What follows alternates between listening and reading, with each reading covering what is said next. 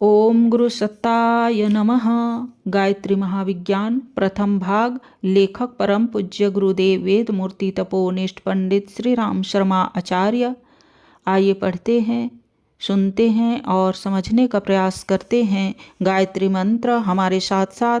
ओम भूर्भुवः स्वः तत्सवितुर्वरेण्यं भर्गो देवस्य धीमहि धियो यो नः प्रचोदयात्। सदैव शुभ गायत्री यज्ञ। गायत्री अनुष्ठान के अंत में या किसी भी शुभ अवसर पर गायत्री यज्ञ करना चाहिए। जिस प्रकार वेद माता की सरलता, सौम्यता, वात्सलता, सुशीलता प्रसिद्ध है, उसी प्रकार गायत्री हवन भी अत्यंत सुगम है। इसके लिए बड़ी भारी मीन मेख निकालने की या कर्मकांडी पंडितों का ही आश्रय लेने की अनिवार्यता नहीं है। साधारण बुद्धि के साधक इसको भली प्रकार कर सकते हैं। कुंड खोदकर या वेदी बनाकर दोनों ही प्रकार से हवन किया जा सकता है। निष्काम शुद्ध से आत्म कल्याण के लिए किए जाने वाले हवन कुंड खोद कर बनाना ठीक है, और किसी कामना से मनोरथ की पूर्ति के लिए किए जाने वाले यज्ञ वेदी पर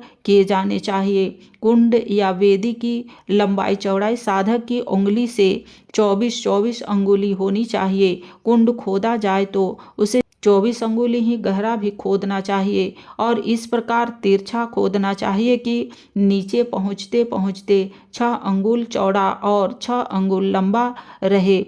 आज वेदी बनानी हो तो पीली मिट्टी की 4 अंगुली ऊंची वेदी 24-24 अंगुली लंबी चौड़ी बनानी चाहिए। वेदी या कुंड को हवन करने से 2 घंटे पूर्व पानी से इस प्रकार लिप देना चाहिए कि वह समतल हो जावे, ऊंचाई नीचाई अधिक न हो। कुंड या वेदी से 4 अंगुल हटाकर एक छोटी सी नाली 2 अंगुल गहरी खोदकर उसमें पानी भर देना चाहिए। वेदी या कुंड के आसपास गेहूं का आटा, हल्दी, रूली आदि मांगलिक द्रव्यों से चौक पूर कर चित्र विचित्र बनाकर अपनी कला प्रियता का परिचय देना चाहिए। यज्ञ स्थल को अपनी सुविधा अनुसार मंडप, पुष्प, पल्लव आदि से जितना सुंदर एवं आकर्षक बनाया जा सके उतना अच्छा है। वेदी या कुंड के ईशान कोण में कलश स्थापित करना चाहिए। मिट्टी या उत्तम धातु के बने हुए कलश में पवित्र जल भरकर उसके मुख में आम्रपल्लव रखें और ऊपर ढक्कन में चावल, गेहूं का आटा, मिष्ठान अथवा कोई अन्य मांगलिक रख देना चाहिए। कलश के चारों ओर हल्दी से स्वस्तिक या सत्या अंकित कर देना चाहिए। कलश के समीप एक छोटी चौकी या वेदी पर पुष्प और गायत्री की प्रतिमा पूजन सामग्री रखनी चाहिए। वेदी या कुंड के 3 ओर आसन बिछाकर इष्ट मित्रों, बंधु बांधवों सहित बैठना चाहिए। पूर्व दिशा में जिधर कलश और गायत्री स्थापित है उधर किसी श्रेष्ठ ब्राह्मण अथवा अपने वयोवृद्ध को आचार्य वर्ण करके बिठाना चाहिए। वह इस यज्ञ का ब्रह्मा है। यजमान पहले ब्रह्मा के दाहिने हाथ में सूत्र कलावा बांधे, रोली या चंदन से उनका तिलक करे, चरण स्पर्श करे। तदुपरांत ब्रह्मा उपस्थित सब लोगों को क्रमशः अपने पास बुलाकर उनके दाहिने हाथ में कलावा बांधे,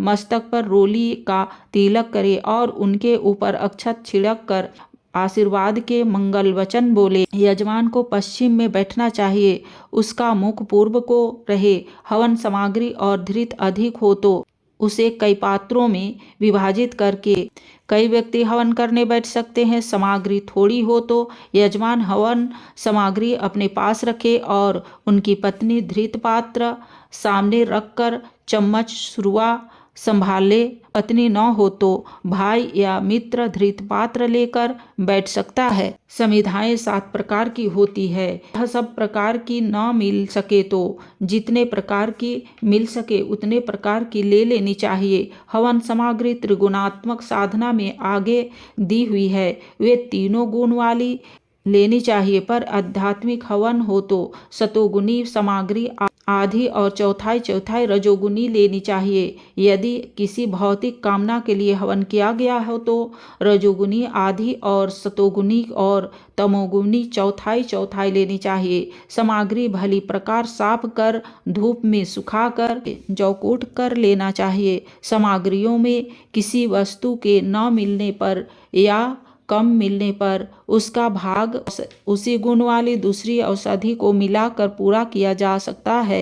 उपस्थित लोगों में जो हवन की विधि में सम्मिलित हों वे स्नान किए हुए हों, जो लोग दर्शक हों वे थोड़ा हट कर बैठें। दोनों के बीच थोड़ा फासला रहना चाहिए। हवन आरंभ करते हुए यजमान ब्रह्मा संध्या के आरंभ में प्रयोग होने वाले पंचकोशों आचमन, शिखाबंधन, प्राणायाम, अधमर्षण तथा न्यास की क्रियाएं करे। तत्पश्चात वेदी या कुंड पर समिधाएं चिनकर कपूर की सहायता से गायत्री मंत्र के उच्चारण सहित अग्नि प्रज्वलित करे। सब लोग साथ साथ मंत्र बोले और अंत में स्वाहा के साथ धृत तथा सामग्री वाले उनका हवन करे। आहुति के अंत में चम्मच में से बचे हुए धृत की एक एक बूंद पास में रखे हुए जलपात्र में टपकाते जाना चाहिए और आदिशक्ति गायत्री इदम नमः का उच्चारण करना चाहिए। हवन में साथ साथ बोलते हुए मधुर स्वर से मंत्रोच्चार करना उत्तम है। उदात्त, अनुदात्त और स्वीकृत के अनुसार होने न होने को इस सामूहिक सम्मेलन में शास्त्रकारों ने छूट दी हुई है। आहुतियाँ कम से कम 108 होनी चाहिए, अधिक इससे 2-3 या चाहे जितने गुने किए जा सकते हैं। सामग्री कम से कम प्रति आहुति के लिए 3 मासे के हिसाब से 32 तोले अर्थात करीब 6 छटाक और धृत 1 मासे प्रति आहुति के हिसाब से 2 छटाक होना चाहिए। सामर्थ्य अनुसार इससे अधिक चाहे जितना बढ़ाया जा सकता है। ब्रह्मा माला लेकर बैठे और आहुतियाँ गिनता रहे। जब पूरा हो जाए तो आहुतियाँ समाप्त करा दें।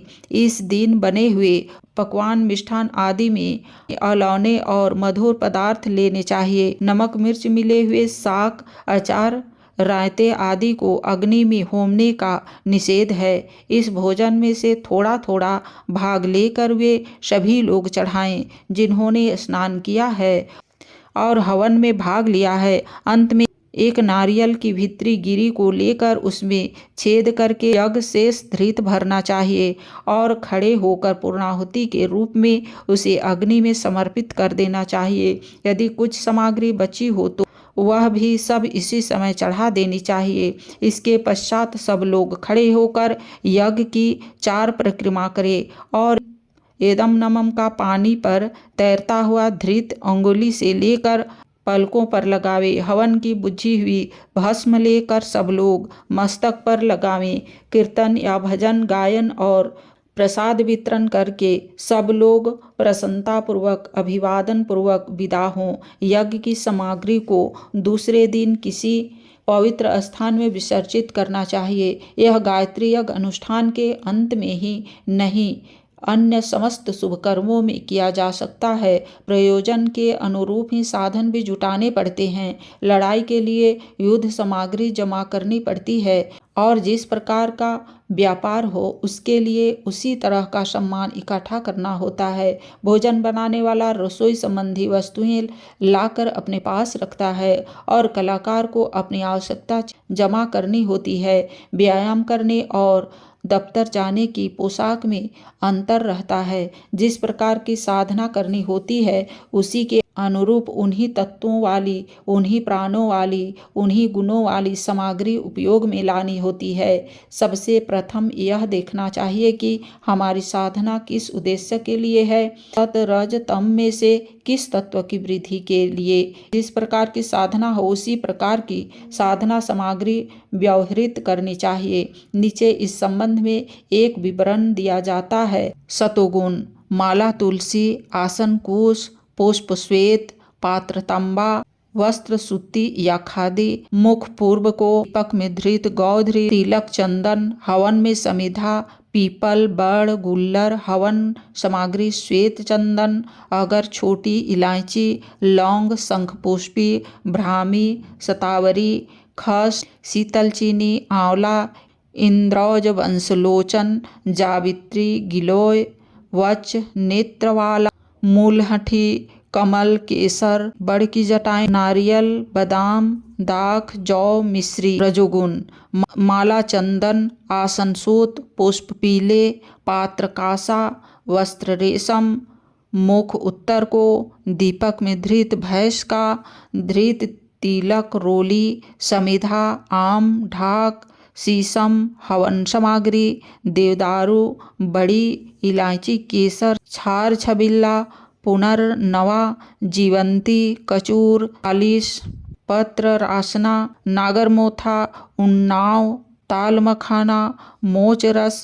सौंफ, चित्रक, दालचीनी, पटमाखा, छुआरा, किशमिश, चावल, खाड़। तमोगुण माला, रुद्राक्ष, आसन ऊन, पुष्प हरे या गहरे लाल, पात्र लोहा, वस्त्र ऊन, मुख पश्चिम को, दीपक में धृत बकरी का, तिलक भस्म का, समिधा बेल, छौकर, करील। सामग्री रक्त, चंदन, तगर, असगंध, जायफल, कमलगट्टा, नागकेसर, पल, बड़ी, कुटकी, चिरैता, पामार्ग, काकड़ा सिंगी, पोहकरमुल, कुंजन, मूसली, स्याह, मेथी के बीज, काकजंघा, भारंगी, अकरकरा, पिस्ता, अखरोट, चिरौंजी, तिल, उड़द, गुड़। गुणों के अनुसार साधन सामग्री उपयोग करने से साधक में उन्हीं गुणों की अभिवृद्धि होती है, तदनुसार सफलता का मार्ग अधिक सुगम हो जाता है। आज की वीडियो में इतना ही। अगले वीडियो में नवदुर्गाओं में गायत्री साधना के बारे में कहेंगे और समझेंगे। लाइक, सब्सक्राइब और शेयर करें। धन्यवाद। ओम शांति।